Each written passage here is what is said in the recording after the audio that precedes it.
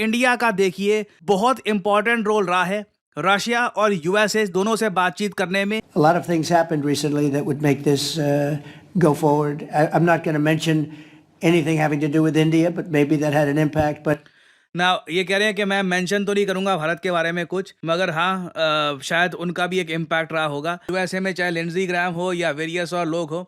ये आज के समय ओपनली कह रही हैं कि भारत का एक बड़ा इन्फ्लुएंस है। ये बात ध्यान में रखेंगे, इंडिया ने जिस तरीके से अमेरिका को रिस्पॉन्ड किया है, ब्रिलियंट, ऐसे ही होना चाहिए। उन्होंने कहा जनाब हमारी सॉवरेनिटी, हम तुम्हारे साथ लड़ नहीं सकते, लेकिन हम रूस से तेल खरीदेंगे क्योंकि हमारी 1.5 अरब की जो आबादी है वो डिजर्व करती है। अभी तक ये नजर आ रहा है कि नरेंद्र मोदी भी आगे से डट गया। ये हमारे लिए एक नई चीज है कि नरेंद्र मोदी के पीछे उसकी अफवाज खड़ी हो गई हैं और वो तगड़े फैसले करना शुरू हो गया है। मैंने 2 साल पहले या 1.5 साल पहले एक बात बोली थी और लोगों ने बहुत उसको क्रिटिसाइज करा, बड़ा मजाक उड़ाया।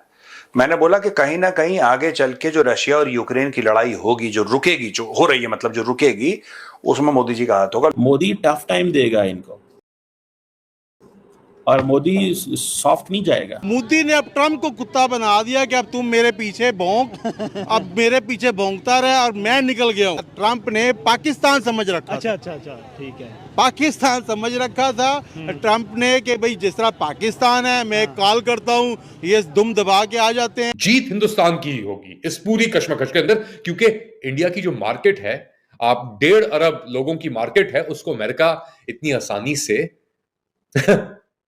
हिला नहीं सकता, गिरा नहीं सकता। दोस्तों नमस्कार। 15 अगस्त को अलास्का में पुतिन और ट्रंप की एक मीटिंग होने जा रही है, जिसमें वर्ल्ड मीडिया का कहना है कि पीएम मोदी का बहुत बड़ा हाथ है ये मीटिंग अरेंज करवाने में, क्योंकि इंडिया और रशिया की बहुत अच्छी दोस्ती है और पुतिन इंडिया की बहुत रिस्पेक्ट करते हैं और वैसे ही इंडियन लोग भी रशिया और पुतिन की बहुत इज्जत करते हैं। इसलिए ट्रंप ने जानबूझकर भारत पर दबाव बनाया और उसका ये प्लान काफी हद तक सफल भी हो गया। आपने देखा होगा कि हमारे एनएसए अजीत डोभाल पुतिन से मिलने भी गए थे और वहां जरूर ये बात हुई होगी कि आप ट्रंप का कुछ कीजिए बिकॉज हमें बहुत दिक्कत हो रही है, और पुतिन ने सिर्फ इंडिया के लिए ही ट्रंप से मिलने के लिए हाँ की होगी, क्योंकि वो नहीं चाहता कि रशिया की वजह से इंडिया को दिक्कत आए। और यही एक सच्चे दोस्त की निशानी होती है, क्योंकि हमने रूस का पूरा साथ दिया है। हमारे ऊपर 50% टैक्स लगा दिया ट्रंप ने, लेकिन फिर भी हमने अपनी दोस्ती को जरा सी भी आंच नहीं आने, क्योंकि हमें पता है कि ट्रंप तो बस 3 साल के लिए आया है, लेकिन रशिया तो हमारा कई सालों से दोस्त है और हमेशा हमारा साथ दिया है हर मुश्किल में। इसलिए चाहे कुछ भी हो जाए हम उनका साथ नहीं छोड़ेंगे। इसलिए मीटिंग जो हो रही है 15 अगस्त को, और उस मीटिंग में पुतिन पक्का ये कहेंगे कि आप मेरी वजह से इंडिया पर टैक्स मत लगाओ। और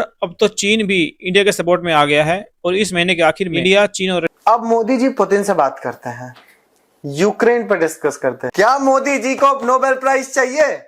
मोदी जी को नहीं चाहिए नोबेल प्राइज, लेकिन मुझे ऐसा लग रहा है कि ट्रंप को लग रहा है, ऐसा ट्रंप को लगेगा, ठीक है, कि मोदी जी उसके मुंह से मालपुआ छीन के ले गए।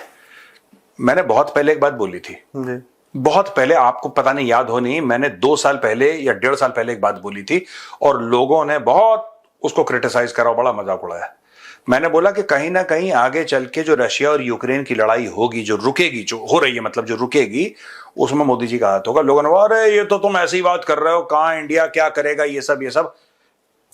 देखिए ना, बात ये होती है कि उस समय ट्रंप जीतेगा किसी को नहीं पता था, मुझे भी नहीं पता था, आई डिडंट नो कि ट्रंप जीतेगा। उस समय बाइडेन नहीं था जब मैंने बात बोली थी, और मैंने बहुत पहले बोली थी, और बहुत लोगों ने मुझे आके इस मामले में क्रिटिसाइज भी करा।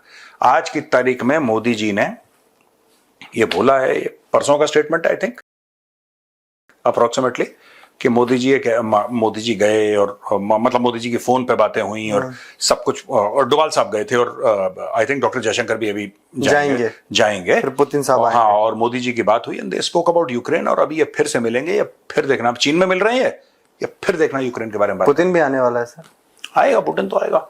अब पुतिन मिल रहा है ट्रम्प से अलास्का में। अलास्का 50th स्टेट है यूनाइटेड स्टेट्स ऑफ अमेरिका का, और कुछ 150 साल पहले या कुछ something around that Alaska actually USSR Russia USSR तो बाद में बना वो। अच्छा, पहले ओरिजिनली रशिया था। अच्छा sir, it was Russia, USSR, then Russia. तो ज़ारिस्ट रशिया जो था, यूएसएसआर तब हुआ जब वो कम्युनिस्ट कंट्री हो गई और जब रेवोल्यूशन हो गई, उसके बाद यूएसएसआर ने जन्म ले लिया। ठीक है, मैं बात कर रहा हूं लेनिन के जमाने की, when Lenin actually did everything and all that. फिर स्टालिन आया, फिर उसके बाद ब्ला ब्ला ब्ला ब्ला ब्ला पूरी स्टोरी हुई, और ये 91 में कोलैप्स हो गया पूरा। फिर उसके 15 टुकड़े बन गए और एक टुकड़ा यूक्रेन है।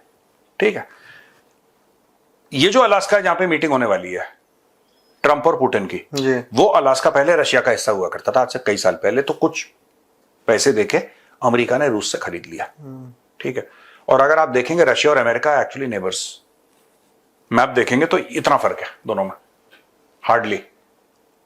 और जो डायोमीड आइलैंड्स है ना, जिसके बारे में हम लोग बात करते हैं दोस्तों, बड़ी इंटरेस्टिंग चीज है। आप जाके मैप पे देखना, अगर आप गूगल मैप पे देखोगे तो आप उसको थोड़ा सा ऐसे एक्सपैंड करेंगे, तब आपको जूम इन करेंगे, तब आपको ये पता लगेगा कि लिटिल डायोमीड एंड बिग डायोमीड 2 आइलैंड्स हैं, और उसमें से एक अमेरिका में और एक रशिया में। और जब सर्दियों में जनवरी दिसंबर में बर्फ जम जाती है समुद्र के ऊपर, तो आप अमेरिका से रशिया और रशिया से अमेरिका पैदल चल सकते हैं। इट इज दैट क्लोज, मतलब कि इतना बगल में है।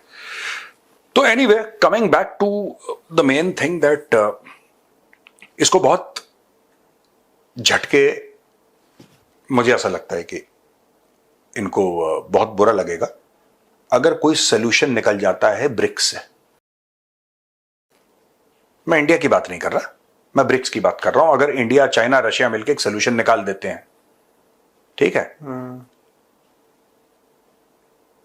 देखिए, एक बात सबको समझनी होगी प्रोड्यूसर, अगर ये लड़ाई का अंत होना है तो ट्रंप ये चाहेगा कि इसके हाथों अंत हो, कोई और लड़ाई को अंत नहीं करवा। ये जेलेंस्की को फिर पैसे दे देगा, हथियार दे देगा, बोलेगा दोबारा अटैक कर। लड़ाई का अंत तभी तो होता है जब दोनों पार्टी एग्री कर लेंगे, हाँ ठीक है हम नहीं लड़ेंगे, तभी तो लड़ाई का अंत होगा। ये लड़ाई खत्म नहीं होने देगा, ये वेस्टर्न कंट्रीज लड़ाई खत्म नहीं होने देंगी। जेलेंस्की बीच में, और उस बार भी अमेरिका, तब जो बाइडेन था, जब इनकी सुलह होने वाली थी, सारे टर्म्स एंड कंडीशन अग्री हो गए थे बिटवीन पुतिन एंड जेलेंस्की, तब जेलेंस्की टेबल से उठ के आ गया, क्योंकि अमेरिका ने बोला कि तू उठ के आ जा बेटा। ये हो चुका है इन द पास्ट। ट्रंप कभी अलाउ नहीं करेगा शांति, ये पीस प्रेसिडेंट और ये सब बकवास है, ये फ्रॉड मामला है।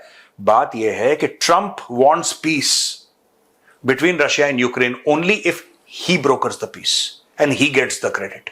अगर उसको क्रेडिट ना मिले और वो नहीं करवाता है तो कभी अग्री नहीं करेगा वो। और ब्रिक्स की सबसे बड़ी जीत क्या होगी कि अगर ब्रिक्स ब्रोकर करवा दे, ब्रिक्स अगर ब्रोकर करवा दे, क्योंकि देखो वही बात है जो हेनरी किसिंजर ने बोली थी, to be America's enemy is dangerous but to be America's friend is फेटल।